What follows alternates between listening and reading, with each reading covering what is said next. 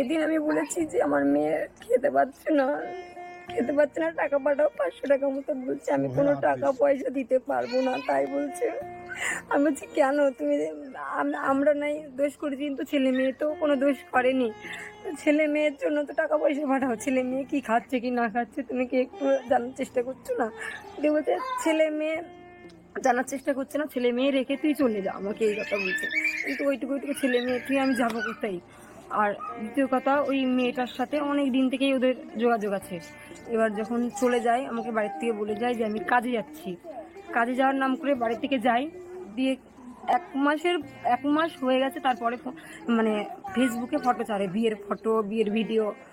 তারপরে আমি জানতে পারি বিয়ে করেছে, মানে আপনার হাজবেন্ড। হ্যাঁ, দিয়ে এরকম বিয়ে করেছে জানতে পারি। তারপরে আমি ওই মানে যখন ওই ফটোগুলো ছাড়ে ওই মেসেঞ্জারে আমি ফোন করি যে এরকম তোমার ছেলে মেয়ে কি খাচ্ছে তুমি সব খোঁজ খবর কেন নিচ্ছ না? দিয়ে বলছে যে ছেলে মেয়ে কি খাচ্ছে কি না খাচ্ছে ওইসব খোঁজ খবর আমি নেব না, আর টাকা পয়সা আমি পাঠাবো না। আমি টাকা পয়সা পাঠানোর কথাই বলেছি, খালি যে টাকা পয়সা বলতে তোমার ছেলে মেয়ে কি খাবে, তুমি তোমার ছেলেটা যেমন তেমন, মেয়েটার দুধ ফুরিয়ে গেছে, 500 টাকা মতন পাঠাও, মেয়েটার দুধ নেবো। বলছে যে আমার কাছে কোনো টাকা পয়সা নেই, আমি কোনো টাকা পয়সা দিতে পারবো না, আমাকে তাই বলেছে।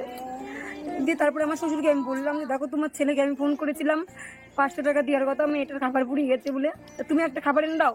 আমার শ্বশুর বলছে আমি কোনো খাবার মাবার দিতে পারবো না। তারপরে আমি এখানে চলে আসি, করার চেষ্টা করি ওকে যে এটাকে আমার গলা, তখনই ও ব্ল্যাক লিস্ট করে দেয়। আমি অনেক নাম্বার দিই ওকে, আমি ফোন করি, খালি ফোন করি যে তোমার মেয়ে আছে, মেয়েটার টাকা পয়সা পাঠাও, মেয়েটার সপ্তাহে গেলে একটা করে দুধের কোটো লাগে, এই দুধের কোটো কে কিনে দেবে? তুমি ছাড়া তো কেউ কিনে দেবে না। না হচ্ছে পিঙ্কি দাস, ডাকে পিঙ্কি বলে, ভালো নাম পলি দাস ওর।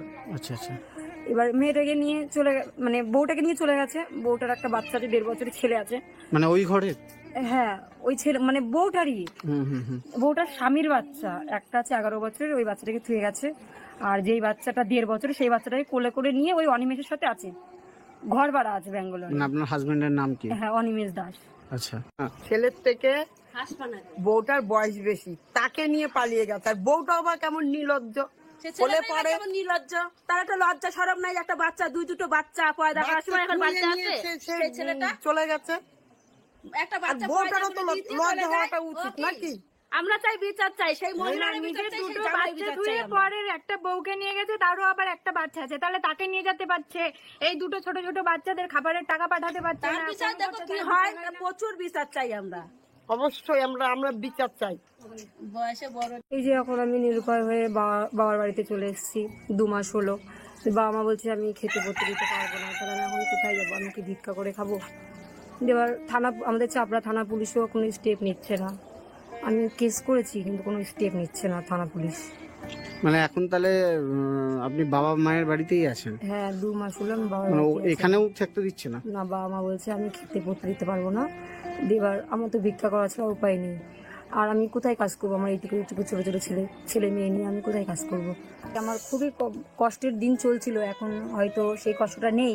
2 ছেলে মেয়ে ঠিক মতন খেতে পাচ্ছে, ঠিক মতন করতে পারছে। আমি এখন এটাই চাই যে আমি বাঁচতে চাই, আমার 2 ছেলে মেয়ে নিয়ে। জামাইকে যেন আপনারা একটু শাস্তি দেন, ওই জামাইটা যেন শাস্তি পায়, এটা হলো আমরা জামাইয়ের সঙ্গে যে মেয়েটা আছে, ওই মেয়েটা যেন শাস্তি পায়, যে শাস্তি পায়, জামাই শাস্তি পাক, আপনারা সেই ব্যবস্থা করেন। কেন জেনে শুনে গেছে, 2টো বাচ্চা আছে, ও তো অবুঝ না সেই মেয়েটা। একদম। বোন, এমনি কেউ আর পাশে এসে দাঁড়িয়েছে? হ্যাঁ, অনেকেই আমার পাশে দাঁড়িয়ে আছে।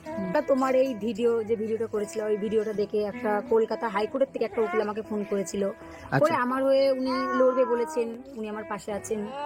আমি আজকে ভীষণ খুশি, এই যে একটা হাইকোর্টের উকিল আমার পাশে দাঁড়িয়েছে।